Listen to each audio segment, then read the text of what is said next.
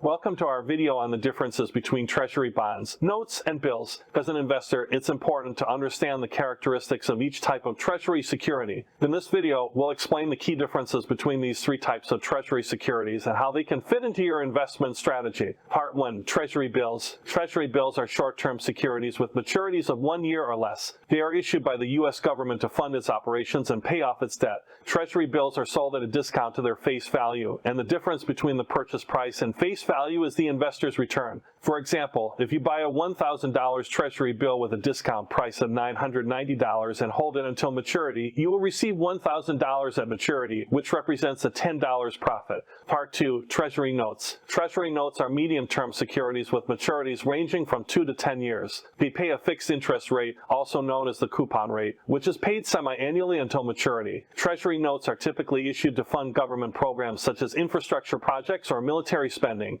They are bought and sold in the secondary market, and their prices fluctuate based on market conditions and interest rates. Part 3. Treasury bonds. Treasury bonds are long-term securities with maturities of 10 to 30 years. They pay a fixed interest rate, also known as the coupon rate, which is paid semi-annually until maturity. Like Treasury notes, Treasury bonds are typically issued to fund government programs. Treasury bonds are also bought and sold in the secondary market, and their prices fluctuate based on market conditions and interest rates. Part 4. Differences in risk and return. Treasury bills are considered the safest of the three types of Treasury securities because they have the shortest maturities and are backed by the full faith and credit of the U.S. government. Treasury notes and bonds are considered slightly riskier because they have longer maturities and are subject to interest rate risk. However, because they offer higher coupon rates than Treasury bills, they also offer higher returns. I hope you liked this video, and do not forget to subscribe to get even more InvestTime videos.